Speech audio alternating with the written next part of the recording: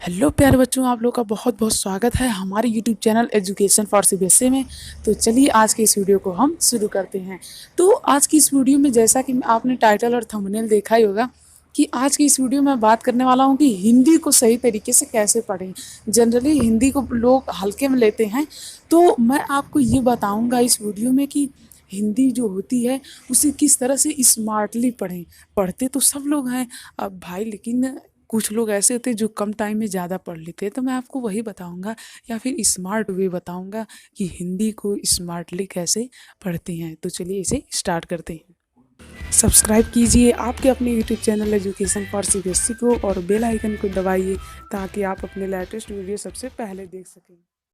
तो बच्चों, जो स्टडी करने का करेक्ट वे होता है वो होता है स्मार्ट स्टडी। अब स्मार्ट स्टडी क्या होता है जानने के लिए देखते रहिए वीडियो को। देखिए, कुछ लोग ऐसे होते हैं जिन्हें आप लोग जीनियस का नाम देते हैं। तो वो लोग क्या करते हैं, सिर्फ 10 मिनट या फिर 15 मिनट या फिर मतलब बहुत ही कम टाइम में या फिर लगभग 2 से 3 घंटे स्टडी करके सब कुछ पा लेते हैं या फिर बहुत ही ज़्यादा उनके अंदर कंटेंट आ जाता है। ये सब कैसे आता है मैं आपको बताता हूँ। देखिए, जो हिंदी और इंग्लिश जैसे सब्जेक्ट्स हैं इन्हें आप 20 मिनट से पढ़िए। कितने मिनट? सिर्फ 20 मिनट। अब आप लोग कहोगे कि ये सिर्फ 20 मिनट में क्या होगा। तो देखिए, जो 20 मिनट होता है ना, वो लैंग्वेज वाले सब्जेक्ट्स के लिए बहुत होता है। सिर्फ आपको 20 मिनट डेली इंग्लिश या फिर हिंदी पढ़ना है। यानी कि जो इंग्लिश या फिर हिंदी जैसे सब्जेक्ट्स होते हैं इन्हें आप लोगों को डेली का डेली 20 मिनट्स पढ़ना है। अब 20 मिनट्स पढ़ना है तो बात तो ठीक है, पर कैसे पढ़ें? देखिए, अब 20 मिनट्स यदि आप हिंदी पढ़ रहे हैं या फिर इंग्लिश अगर आप 20 मिनट्स पढ़ रहे हैं तो इसका मतलब ये नहीं कि यदि आपकी सब्जेक्ट कॉपी कंप्लीट नहीं है तो 20 मिनट में उसे कंप्लीट कर लें। ये सब एक्सटर्नल वर्क होता है। और जो आपको 20 मिनट्स में करना है, आपको 20 मिनट्स में सिर्फ पढ़ना है। अब 20 मिनट्स में कैसे पढ़ना है, अब 20 मिनट में कैसे कैसे मैनेज करना है। 20 मिनट, सिर्फ 20 मिनट आप हिंदी या फिर इंग्लिश पढ़िए और आपकी लैंग्वेज जो होगी या फिर जो क्वेश्चन आंसर होंगे या फिर जो चैप्टर्स होंगे वो सारे आपके क्लियर हो जाएंगे।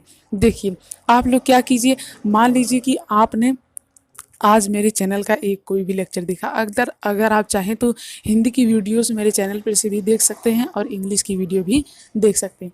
तो मान लीजिए कि आपने हिंदी की वीडियो कोई भी एक लेक्चर आज आपने पढ़ा, तो यदि आप हिंदी का एक लेक्चर आज पढ़ रहे हैं तो मेरा एक लेक्चर जनरली 15 मिनट का होता है, उससे ज़्यादा हो ही नहीं सकता, या फिर 10 मिनट।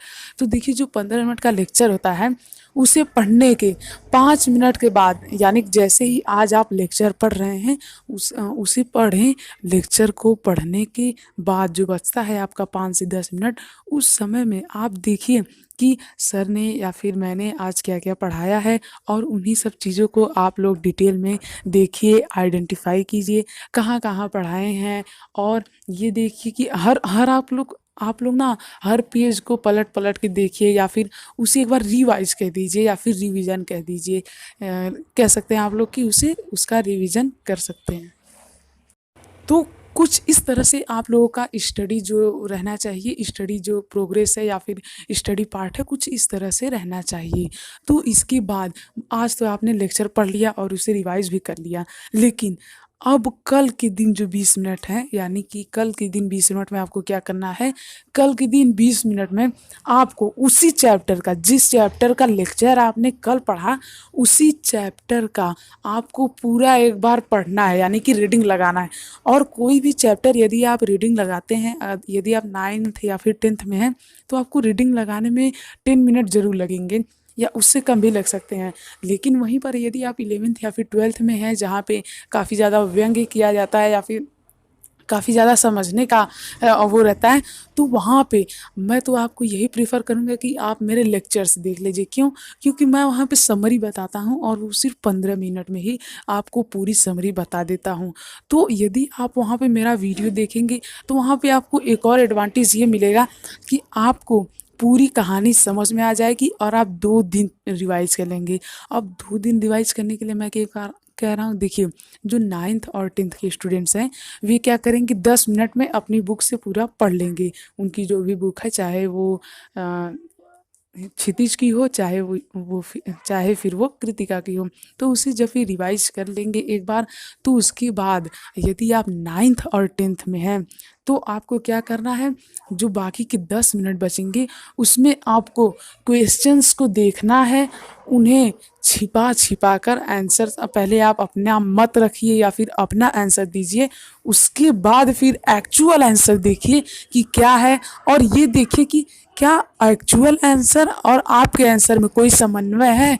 यदि उसमें कोई समन्वय आता है, यानी कोई अगर मिलाप आता है या फिर मिलता जुलता एक तरह से आंसर है, तब तो आप सही कह सकते हैं, और जो आंसर गलत है उसे ठीक कर लीजिए, और उसी को फिर डेली या फिर जब भी आपको टाइम मिले कभी एक्सेस, तो उसमें आप उस क्वेश्चंस को एक बार और रीड ज़रूर कीजिए। ध्यान रहे, बहुत इंपॉर्टेंट पॉइंट है, इसे मत मिस कीजिएगा।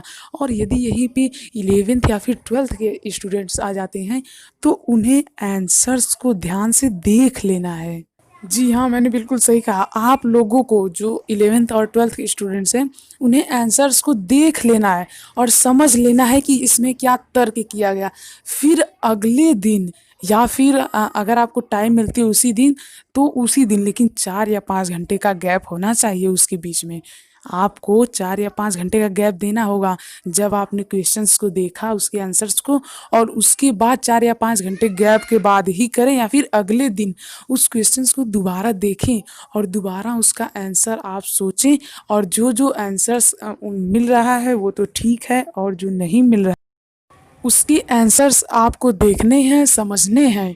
यानी कि जो आंसर आपको नहीं मिल रहा है उसका आंसर आप देखिए और समझिए, और तब उस पे टिक मार्क कीजिए, और जब भी आपको एक्सेस टाइम मिलती है तो उसमें आप लोग इसे चेक कर सकते हैं। तो यदि आप यहाँ तक आ गए हैं तो हमारे चैनल को सब्सक्राइब कर दीजिए, और आप लोग सपोर्ट नहीं करते हो, सिर्फ देख कर चले जाते हो, सो प्लीज़ सब्सक्राइब कर लीजिएगा।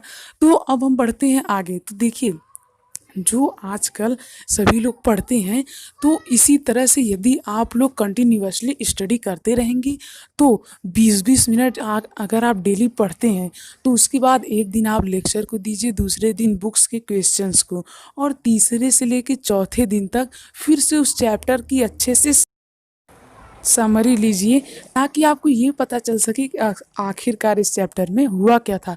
तो कुछ इस तरह से आपका जो स्टडी पैटर्न है वो रहना चाहिए, और यदि आप इसी तरह से पढ़ेंगे तो आप लोग साल भर में, यानी कि पूरे ईयर में, अपने सिलेबस को 3 बार तक रिवाइज कर सकते हैं।